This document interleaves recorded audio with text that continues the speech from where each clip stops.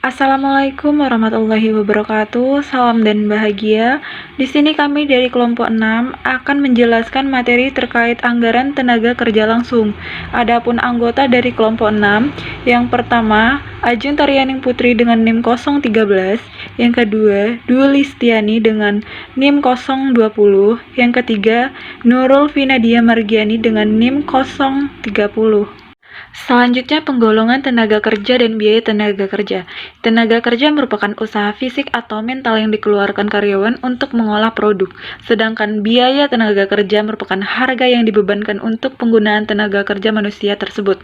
Berdasarkan kategori kegiatan yang dilakukan perusahaan, maka dapat diklasifikasikan 4 jenis tenaga kerja dan biaya tenaga kerja. Berdasarkan yang pertama, fungsi pokok organisasi. A. Biaya tenaga kerja produksi seperti gaji karyawan pabrik, upah lembur karyawan pabrik, gaji manajer pabrik, dan upah mandor pabrik. B. Biaya tenaga kerja pemasaran seperti upah pemasaran, biaya komisi pramuniaga, dan gaji manajer pemasaran. Dan C. Biaya tenaga kerja administrasi dan umum seperti gaji karyawan bagian akuntansi, personelia, dan kesekretariat. 2. Berdasarkan kegiatan departemen-departemen dalam perusahaan. Sebagai contoh, departemen produksi dari suatu perusahaan percetakan mencakup 3 departemen, bagian setting, bagian cetak, dan bagian finishing.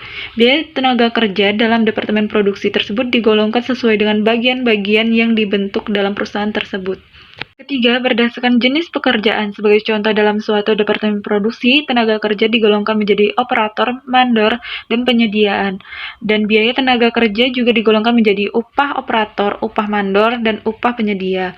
Yang keempat, berdasarkan hubungan dengan produk. Dalam hubungannya dengan produk, tenaga kerja dikelompokkan menjadi 2, yakni tenaga kerja langsung dan tenaga kerja tidak langsung. Sifat-sifat tenaga kerja langsung. Tenaga kerja langsung memiliki sifat. Yang pertama, besar kecilnya biaya untuk tenaga kerja jenis ini berhubungan secara langsung dengan tingkat kegiatan produksi. Yang kedua, biaya yang dikeluarkan untuk tenaga kerja ini merupakan biaya variabel. Yang ketiga, secara umum tenaga kerja ini merupakan tenaga kerja yang kegiatannya langsung dapat dihubungkan dengan produk akhir atau terutama dalam penentuan harga pokok. Selanjutnya, perencanaan tenaga kerja langsung. Perencanaan efektif dan pengendalian yang sistematis dari biaya tenaga kerja merupakan suatu masalah yang penting dan mencakup masalah-masalah utama dan rumit. Yang pertama, kebutuhan personel. Yang kedua, penerimaan tenaga kerja. Yang ketiga, pelatihan. Yang keempat, pengukuran kinerja. Yang kelima, uraian tugas dan penilaian. Yang keenam, negosiasi dan serikat kerja. Dan yang ketujuh, administrasi dan upah dan gaji. Yang selanjutnya, persiapan dalam penyusunan anggaran tenaga kerja langsung. Dalam persiapan penyusunan anggaran terlebih dahulu dibuat meaning table. Meaning table merupakan daftar kebutuhan tenaga kerja yang menjelaskan yang pertama, jenis atau kualifikasi tenaga kerja yang dibutuhkan. Yang kedua, jumlah masing-masing jenis tenaga kerja tersebut, berbagai tingkat kegiatan. Yang ketiga, bagian-bagian yang membutuhkan. Selanjutnya, standar tenaga kerja. Standar biasanya ditentukan berdasarkan salah satu teknik pengukuran kerja, yaitu analisa gerak, merupakan pengamatan terhadap gerakan-gerakan yang dilakukan dalam rangka proses produksi satu jenis barang tertentu. Yang kedua, analisa waktu, merupakan perhitungan terhadap waktu yang dibutuhkan untuk setiap gerakan yang dilakukan dalam rangka proses produksi. 3. Sampling kerja, merupakan pengukuran kerja yang terdiri atas pengambilan pengamatan secara acak karyawan untuk menentukan proporsi waktu yang mereka pakai di dalam mengerjakan berbagai jenis kegiatan. Selanjutnya, anggaran tenaga kerja langsung. Yang pertama, anggaran jam tenaga kerja langsung. Nah, untuk menyusun anggaran jam tenaga kerja langsung, diperlukan data tentang anggaran produksi dan standar jam tenaga kerja langsung, yaitu dengan jumlah jam kerja langsung sama dengan unit produksi dikali standar jam TKL atau tenaga kerja langsung. Yang kedua, anggaran biaya tenaga kerja langsung. Nah, untuk menyusun anggaran biaya tenaga kerja langsung, diperlukan data tentang jumlah jam tenaga kerja langsung dan standar tarif upah tenaga kerja langsung per jam. Jumlah atau biaya tenaga kerja langsung sama dengan jumlah jam kerja langsung dikali tarif upah tenaga kerja langsung per jam. Untuk kasus yang pertama, dalam rangka penyusunan anggaran tenaga kerja langsung, perusahaan Abadi Karya mengumpulkan data-data sebagai berikut. Yang pertama, data produksi perusahaan tahun 2011 untuk periode triwulan 1 itu dengan jumlah produksi 35.000 unit, 40.000 unit, 42.000 unit, dan 45.000 unit. Untuk penggunaan jam tenaga kerja langsung per unit produksi dan tarif upah per jamnya, proses 1, produk A dengan standar jam kerjanya 0,1, produk B 0,2. Untuk tarif upah per DLH-nya, produk A 2.000, produk B 2.500. Untuk proses 2, 0,2, produk B 0,15, produk untuk tarif upah produk A-nya 3.000, produk B-nya 3.000. Nah, dicari menyusun anggaran jam tenaga kerja langsung tahun 2011 dan menyusun anggaran biaya tenaga kerja langsung tahun 2011. Untuk penyelesaiannya, untuk yang pertama, anggaran jam kerja langsung tahun 2011 dengan penghitungannya unit produksi dikali standar jam kerjanya. Untuk proses 1, triwulan 1, unit produksinya kan 35.000 dikali 0,1 dan jumlah jam kerjanya 3.500. Yang produk B 35.000 dikali 0,2 sama dengan 7.000. Untuk penghitungannya dengan triwulan selanjutnya itu masih sama. Selanjutnya, anggaran biaya tenaga kerja langsungnya untuk perusahaan Abadi Karya tahun 2011. Untuk penghitungannya, jam kerja langsung dikali upah per jamnya. Untuk triwulan 1, jam kerjanya kan 3.500, upah per jamnya 2.000. Jadi biaya tenaga kerja langsungnya 7 juta. Untuk yang produk B, jam kerja langsungnya 7.000, upah per jamnya 2.500, jadi biaya tenaga kerja langsungnya 17.500.000. Untuk penghitungannya triwulan selanjutnya itu masih sama. Selanjutnya, pengendalian jam dan biaya tenaga kerja langsung. Nah, biaya tenaga kerja langsung ini merupakan salah satu jenis biaya yang dapat menjadi masalah bagi perusahaan. Pengawasan biaya tenaga kerja langsung itu sangat membantu dengan adanya pendekatan yang baik terhadap tenaga kerjanya. Pengendalian yang efektif dari tenaga kerja langsung bergantung pada kemampuan penyedia, pengawasan, dan laporan kinerja.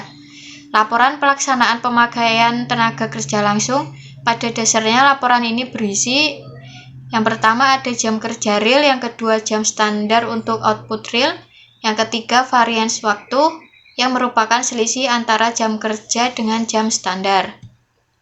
Untuk formula untuk analisis variansnya, yang pertama varians efisiensi sama dengan jam kerja rencana dikurang jam kerja real dikali tarif upah rencana. Untuk varians tarif upahnya dihitung dengan tarif upah rencana dikurang tarif upah real dikali jam kerja real. Untuk total variansnya dicari dengan varians efisiensi dikurang dengan varians tarif upah. Selanjutnya kasus 2. Data rencana bulan Juni 2021 meliputi rencana produksinya sebanyak 22.000 unit, standar pemakaian JKL per unit 0,25 DLH, tingkat upah rata-rata per jam sebesar 10.000. Untuk realisasi bulan Juni 2021 meliputi unit produksinya 20.000 unit, jam JKL selama bulan Juni 2021 6.000 DLH. Untuk biaya tenaga kerja langsungnya sebesar 57 juta. Diminta untuk menyusun laporan pelaksanaan pemakaian jam dan biaya tenaga kerja langsung di bulan Juni 2021 disertai analisis variansnya. Berikut ini adalah laporan pelaksanaan pemakaian jam dan biaya tenaga kerja langsung di bulan Juni tahun 2021. Berikut adalah tabel untuk menjelaskan secara lebih terperinci. Perhitungan yang pertama yaitu varians efisiensi. Jam kerja rencana dikurangi jam kerja real dikali tarif upah rencana. 5.000 dikurangi 6.000 dikali 10.000 rupiah. Hasilnya minus 10 juta rupiah. Yang kedua, varians tarif upah. Tarif upah rencana dikurangi tarif upah real dikali jam kerja real. 10.000 Rp6.000 dikurangi Rp9.500 dikali Rp6.000, hasilnya Rp3 juta. Jadi untuk total varians, yaitu menambahkan varians efisiensi dengan varians tarif upah, yaitu minus Rp10 juta ditambah Rp3 juta, hasilnya minus Rp7 juta. Selanjutnya, yaitu fungsi perencanaan dan pengendalian anggaran tenaga kerja. Penyusunan secara baik dari anggaran tenaga kerja dapat mendatangkan beberapa manfaat bagi perusahaan, seperti yang pertama, pemakaian tenaga kerja bisa lebih efisien karena perencanaan dan standar telah ditentukan dengan matang. Yang kedua, biaya tenaga kerja dapat direncanakan dan diatur secara lebih efisien.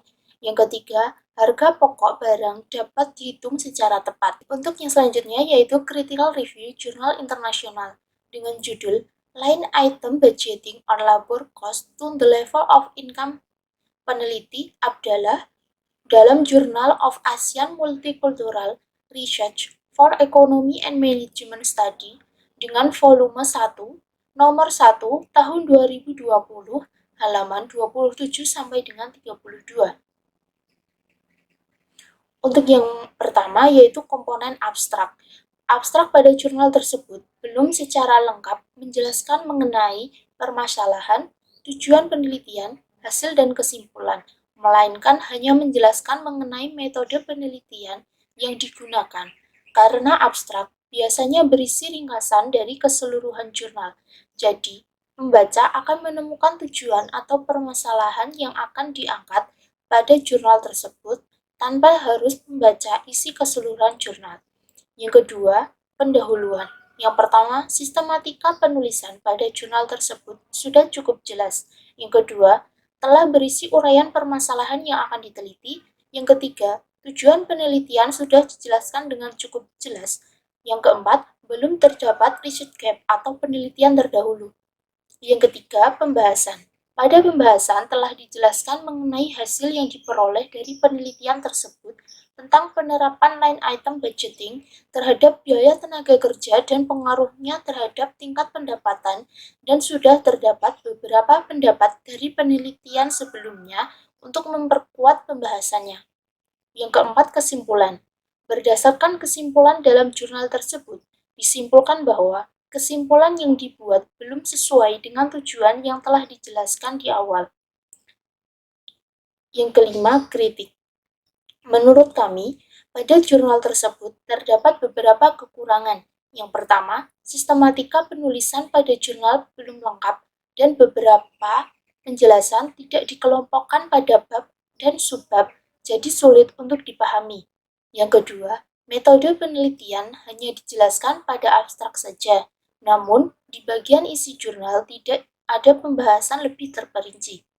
Sekian pembahasan dari kelompok kami. Apabila ada salah kata dari kami mohon maaf yang sebesar-besarnya. Wassalamualaikum warahmatullahi wabarakatuh. Salam.